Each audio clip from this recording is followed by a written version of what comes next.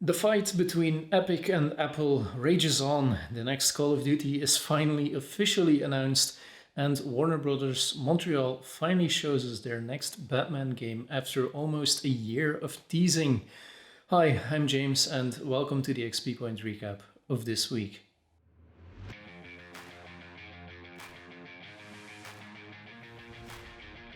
You might have heard that Epic Games and Apple are in the middle of a pretty big fight.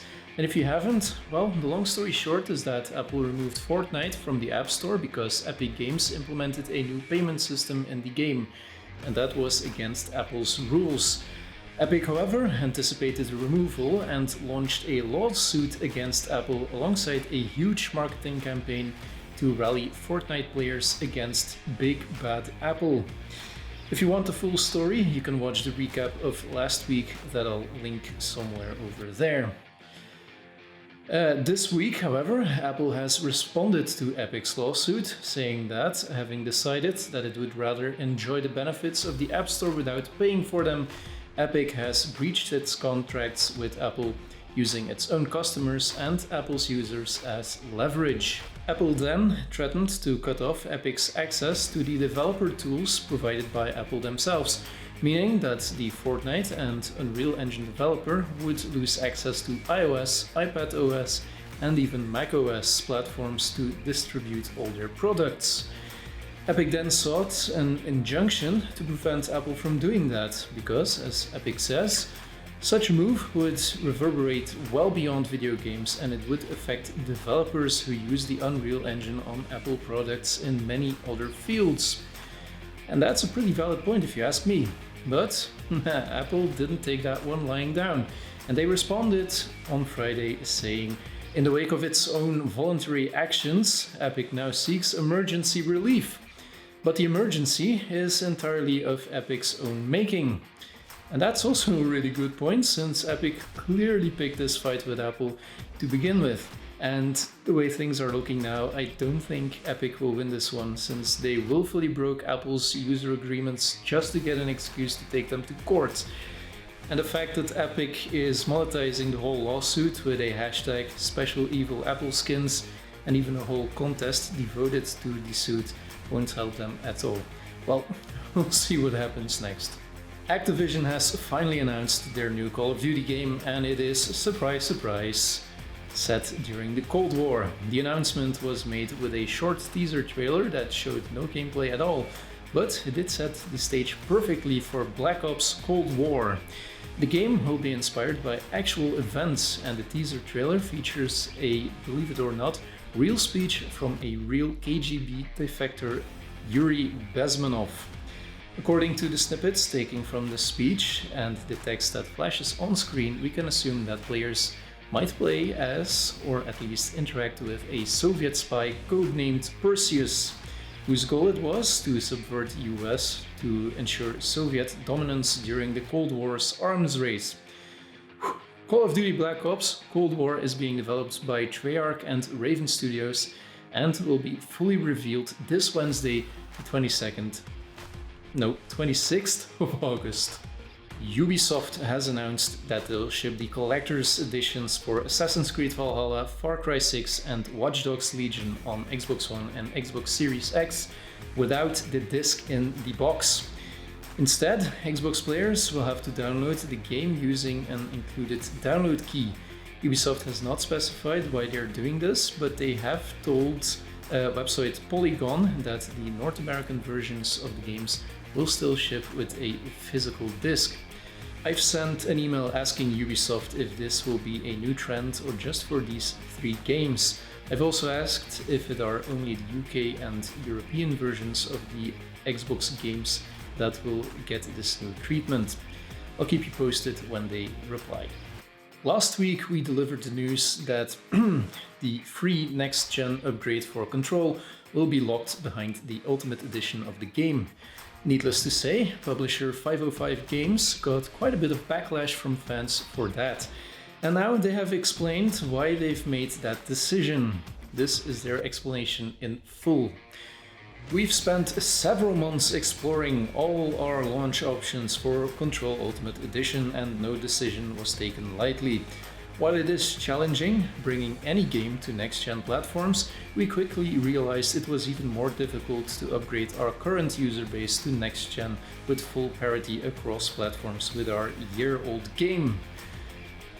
Every avenue we pursued, there was some form of blocker, and those blockers meant that at least one group of players ended up being left out of the upgrade for various reasons.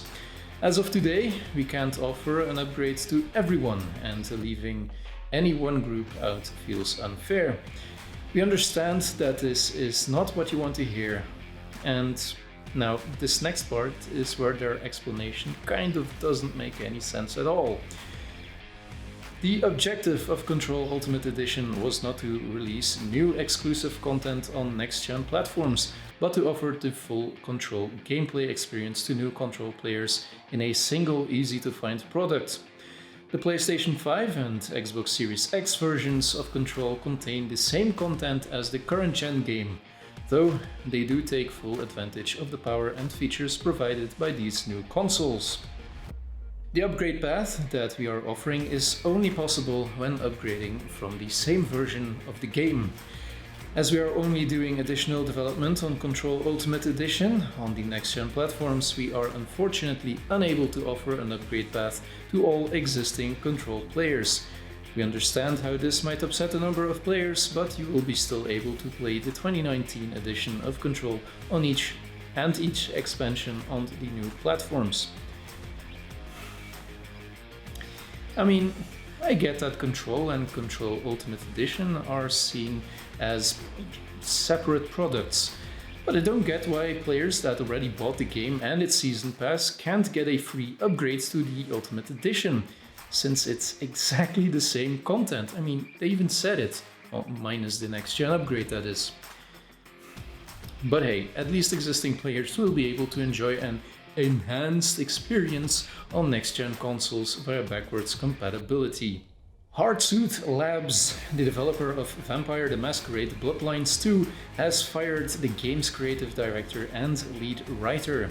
They've announced that in a blog post on the Vampire website. Brian Mitsoda, who was also the lead writer of the original game from 2004, and the director Kai Clooney are no longer part of the team at Hardsuit Labs. And that's what the statement reads. Other than that, there was no real explanation given why the two men were being fired. And it seems like the departure wasn't really amicable, because Brian Mitsoda told in an interview with Rock Paper Shotgun that it came rather as a huge shock. He added that he's incredibly disappointed and frustrated that this is where it ends for him on this project. Mitsoda was fired on July 16th, by the way. Sucker Punch and PlayStation have, completely out of the blue, announced a multiplayer mode for Ghost of Tsushima called Ghost of Tsushima Legends. In the free update, you'll be able to team up with another player in a few story-based co-op missions. Or you could play a new survival mode with up to 4 players, where you'll have to survive wave after wave of enemies. And to wrap things all up with a nice little bow, there will also be a 4-player raid. Legends will deliver a standalone story centered around 4 characters: an assassin, a hunter, a ronin, and a samurai. The combat and gameplay is based on the gameplay of the single-player game, but with a supernatural twist. Ghost of Tsushima Legends will release this fall and will be free for all Ghost of Tsushima players on PlayStation 4. Bad news for Hitman fans on PC, because IO Interactive has announced that Hitman 3 will be an Epic Store exclusive. The good news is that all your save files from the previous Hitman games can be carried over to Epic, at least according to IO Interactive boss Hakan Abrak. Hitman 3 will launch in January 2021 on PC, PlayStation 4, PlayStation 5, Xbox One, Xbox Series X, and Google Stadia. And a small bonus, you can get the first Hitman from 2016 for free on the Epic Games Store from August 27th until August 23rd. We've had to wait for it a bit longer than planned, but Crysis Remake for PC, Xbox One, and PlayStation 4 finally has its release date, September 18th. The announcement was made with a short tech trailer showing the graphical enhancements of the remaster on PC. Crytek and Saber showed off high-quality 8K textures, global illumination, new light settings, enhanced motion blur, and ray-traced reflections. Crysis Remastered was originally scheduled to release back in July, but only the Nintendo Switch version of that game was released then. Bethesda and Arcane Studios have announced that their next-gen game Deathloop has been delayed to a spring 2021 release date. The delay came because of the COVID-19 pandemic. Because of it, the team from Arcane has to work from home, and that proves to be more difficult than expected. So, in order to polish the game further, to deliver the best quality game, the team needs, well, more time. Warner Bros Montreal has finally announced their new Batman game during DC Fandom. The reveal effectively ends almost a year of teases about when the next Batman game was coming and what it would involve. And the answer is Gotham Knights, an RPG-esque game where Bruce Wayne supposedly dies in a massive explosion. In a message to his Bat family, he tells them to go on and protect Gotham without him. The trailer showed us Red Hood, Robin, Nightwing, and Batgirl as the 4 playable characters. The end of the first trailer of the game also confirmed that the Court of Owls will serve as the main antagonist. Warner Bros Montreal also showed off a 7-minute gameplay video in which Batgirl and Robin take on Mr. Freeze, and I have to admit that I personally did not really like what I saw. The game looks like it's going to be a game with heavy RPG elements like leveled enemies, hit points for damage, and I don't know, the fact that it's a game you'll be able to play in co-op like the upcoming Avengers game opens it up to becoming a live service game, and let's be honest, not a lot of people, and certainly not me, are waiting for that. But yeah, we'll see. Gotham Knights will be coming to PlayStation 4, PlayStation 5, Xbox One, Xbox Series X and PC sometime next year. Well, it's almost 6 AM and I finally have the last story for this recap, hot off the presses. Rocksteady just announced their new project Suicide Squad Kill the Justice League. The announcement was also made during DC Fandom. The announcement was made in the form of a pre-rendered trailer introducing us to the Suicide Squad in a decimated metropolis. The trailer showed off Deadshot, Boomerang, King Shark and the always delightfully energetic Harley Quinn. Oh, the trailer also showed off a murderous Superman that kills helpless people because why not? Warner Bros. Interactive calls Rocksteady Suicide Squad an action-adventure shooter with 1 to 4 player co-op.